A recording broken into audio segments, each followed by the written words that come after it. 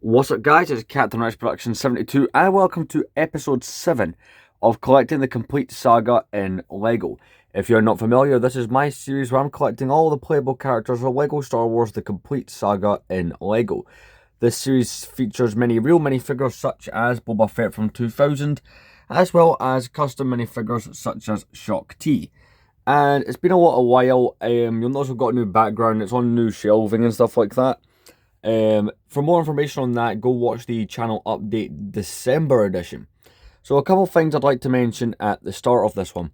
Pretty much the plan going forward for the rest of the year and for the start of next year is to try and get as many episodes of this out as possible.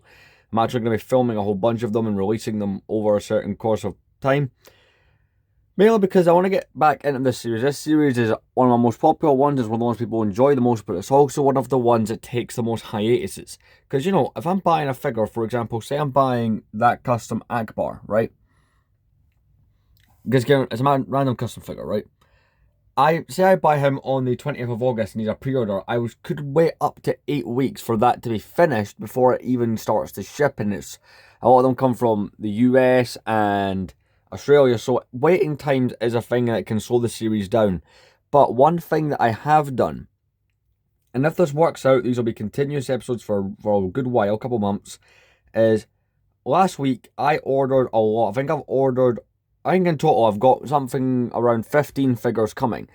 And by the time all the ones I'm filming now are out, those ones should have arrived during that time or just towards the end of that, so I can add those on as well before.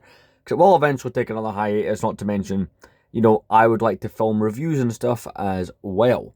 So last episode, we did the Death Star Trooper, who's just been there in front of Shock T. And this week, that means we got to do some real minifigures. As you guys know, I like to do a theme with them. And this week, I keep saying this week, this episode is Tatooine themed. So we've got 3 figures. All of these were real figures. Stuttering. The way we do it is 1 week, or 1 episode rather, we look, or I suppose it is going to be weeks now since I'm going to have these out more consistently. 1 week we'll look at some real minifigures. So for example, something like Jango Fett and the Super Battle Droid, they were real releases. And the next week or episode we will add some custom figures, for example, Akbar or Kit Fisto. So in this one we got 3 official minifigures. Let's go check those out. Alright, so you join me here on the table. Yeah, it's just a bland black table. I'm planning to actually have something come in, funny enough, from one of these manufacturers to make it look even cooler for these episodes. But you guys will see that eventually. So the 3 figures I've got range in years between 2002 and 2004. Now, I would also like to point out that this will be the last episode really with this consistency, because I have ran out of official minifigures that I can get my hands on. There's a few that I need, like the Jawa, the Gonk Droid, the Bespin Guard. There are a couple that I do need, but I don't have those around yet, and I can't seem to find all of them sometimes. But enough about that. We'll worry about that bridge when we come to it. Our first minifigure, we're going in, least cool to coolest. We have the Tusken Raider here from 2002. So this minifigure here was only ever in 1 set, which it's kind of weird to me that LEGO, especially back in the day when they would use figures a bit more in different sets, didn't use this one just that bit more. I always thought they would have. So this figure was in the set Tusken Raider Encounter, which is that set where Anakin goes to kill the Tusken Raiders.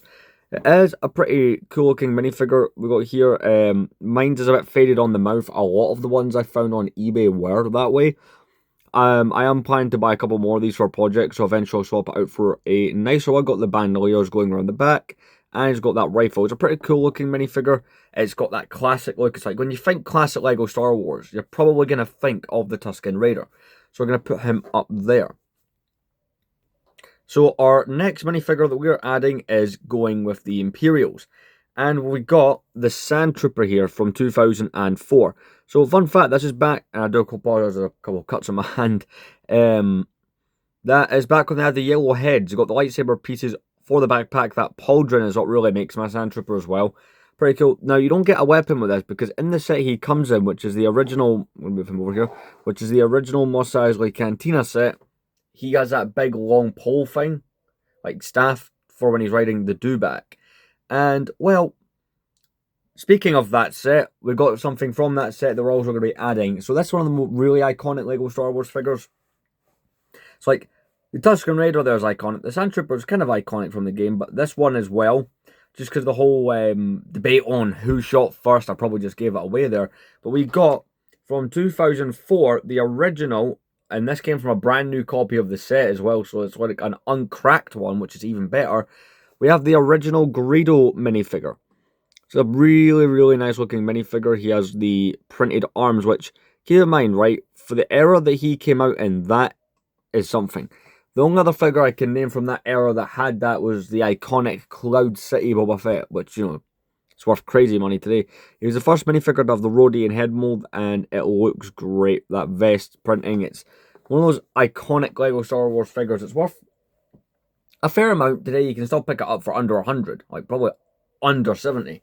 But it's like, these are some pretty cool minifigures. These are the 3 that we're adding today, the Tatooine theme. In terms of like other ones we need for this, like the Jawa would have been included in this episode. That's something I did originally plan for, but weirdly enough, it is somehow slightly difficult to get a hold of those 2005 Jawas, when for a while they were always on eBay. But let's get these 3 added. Alright, so starting with the Tusken Raider, that minifigure just goes over here in front of the Super Battle Droid, and we'll just chill right there. The Sand Trooper as well, in fact there's a lot of space for these. I've had a lot of these figures for a while. I've actually took a lot of them off the stand to film these, because I had a backlog of them and I've not been able to make the episodes lately because I've been busy. But you can see there in front of Boba Fett we have these studs. He's actually back 2 studs. That is to accommodate the Sand Trooper, not to mention I was worried that wouldn't work because you got the jetpack for Boba Fett. But you know, that worked out quite nicely.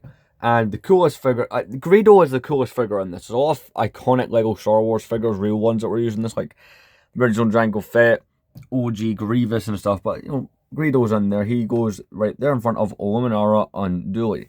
Now, he does not get a blaster in the Lego set for some reason. They only give one to Han. Anyway, I hope you guys have enjoyed this episode. Like I said, the next while, basically, month or so, you're basically just getting episodes of this. We're going to lock in with this series and keep going with it.